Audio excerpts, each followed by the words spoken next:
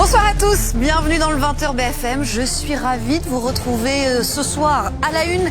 La toute dernière prise de parole de Donald Trump, c'était il y a quelques minutes, vous l'avez suivi sur BFM TV, le président américain qui souffle le chaud et le froid sur le conflit ukrainien.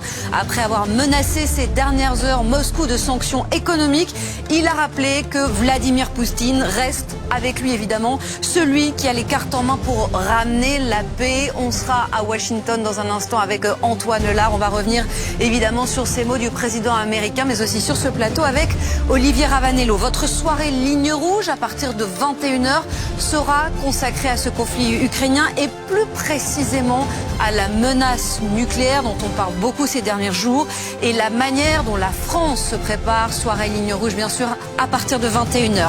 Autre actualité ce soir, c'est cette bombe de la Seconde Guerre mondiale qui a donc été découverte la nuit dernière, gare du Nord à Paris, et qui a entraîné de très fortes perturbations dans les transports en commun. On parle d'une bombe de 500 kilos. Les opérations de déminage sont enfin terminées. Le trafic est censé reprendre progressivement. Est-ce que c'est le cas ce soir? On sera à Gare du Nord avec les équipes de BFM TV.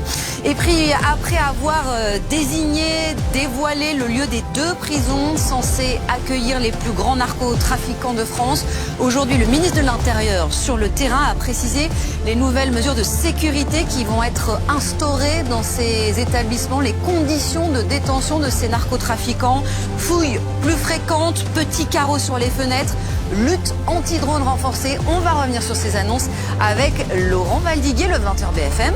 C'est parti. Les faits, les images racontées par Elisa Tranin. Ça, un mot quand même sur le soleil dont tout le monde a profité en France ces dernières heures. Ça va continuer ce week-end. Des températures très douces. Mais ça ne va pas durer. À partir de lundi matin, le froid sera de nouveau de retour. Loïc Gazard, Sébastien Savoie, Célia Jusfredi et Vincent Hénin nous commentent ces images de température agréable. Je sais que c'est quelque chose qui parle à Olivier Ravanello, qui passe... De lumière. Et de lumière. Regardez. La luminosité.